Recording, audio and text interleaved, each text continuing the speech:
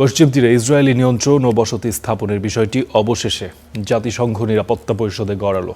বৈঠকে ইসরায়েলের এই সিদ্ধান্তকে আন্তর্জাতিক আইনের লঙ্ঘন বলে অভিযোগ করেন ফিলিস্তিনি রাষ্ট্রদূত। আর পশ্চিম তীরের ফিলিস্তিনি বসতিকেই উল্টো অবৈধ বলে দাবি করেন ইসরায়েলি পররাষ্ট্রমন্ত্রী। বৃহস্পতিবার ওয়াশিংটনে গাজা বোর্ড অফ পিসের প্রথম বৈঠকের আরেই নিরাপত্তা পরিষদে এই বৈঠক অনুষ্ঠিত হলো। অধিকৃত পশ্চিম তীরে ইসরায়েলের নিয়ন্ত্রণ সম্প্রসারণ এবং ফিলিস্তিনি জমি রাষ্ট্রীয় সম্পত্তি হিসেবে নিবন্ধনের ইসরায়েলি প্রস্তাব অনুমোদনের পর থেকে নিন্দার ঝড় ওঠে বিশ্বজুড়ে। ইসরায়েলের এমন বিতর্কিত সিদ্ধান্তের তীব্র নিন্দা জানায় ৮০টিরও বেশি রাষ্ট্র। এ নিয়ে বুধবার জাতিসংঘের নিরাপত্তা পরিষদের একটি বৈঠক অনুষ্ঠিত হয়। বৈঠকে ইসরায়েলের নিয়ন্ত্রণ সম্প্রসারণের প্রচেষ্টাকে দ্বিরাষ্ট্রভিত্তিক সমাধানের সম্ভাবনার জন্য বড় হুমকি হিসেবে দেখছে সদস্য রাষ্ট্রগুলো।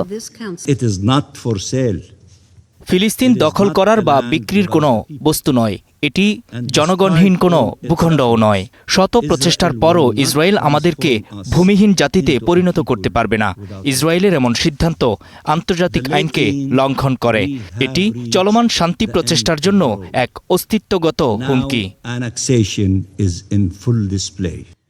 ইসরায়েলি এই সিদ্ধান্তকে বিতর্কিত ও একতরফা পদক্ষেপ বলে উল্লেখ করেন জাতিসংঘের রাজনৈতিক বিষয়ক প্রধান রোজমেরি ডিকার্লো। এছাড়া বৈঠকে ফিলিস্তিনের পক্ষে বক্তব্য রাখে রাশিয়া ও যুক্তরাজ্যের প্রতিনিধিরাও। তাদের অভিযোগ, পশ্চিম তীরে ইসরায়েলি দখল সম্প্রসারণ ও ফিলিস্তিনিদের উচ্ছেদের মাধ্যমে অঞ্চলটির স্থিতিশীলতায় স্থায়ীভাবে পরিবর্তনের চেষ্টা করছে নেতানিয়াহুর সরকার। তবে এ অভিযোগ নাকচ করেছে ইসরায়েল। ফিলিস্তিনি রাষ্ট্র বলে কোনোদিন কিছুই ছিল না। ইসরায়েলের মন্ত্রিসভার সিদ্ধান্তগুলো ফিলিস্তিনি অবৈধ নির্মাণ এবং বৈষম্যমূলক সম্পত্তিগুলো আইনের সমাধান করার জন্য নেওয়া হয়েছে। এ বৈঠকের আগে জাতিসংঘের ওপর ইসরায়েলিদের অধিকার ক্ষুণ্ণ করার অভিযোগ তুলেন গিদিয়ন স্যার। জাতিসংঘ ইসরায়েল বিরোধী আসক্তিতে আক্রান্ত। পশ্চিম তীরে ইহুদিদের উপস্থিতি আন্তর্জাতিক আইনের লঙ্ঘন। সংস্থাটির এমন দাবি হাস্যকর, কারণ নিজেদের ভূখণ্ডে বসতি স্থাপন কোনো আইনের লঙ্ঘন হতে পারে না। এদিকে বৃহস্পতিবার ওয়াশিংটনে অনুষ্ঠিত হবে গাজা বোর্ড অফ পিসের প্রথম বৈঠক।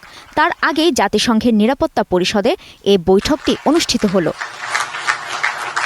কাজী শাহরিন, স্টার নিউজ।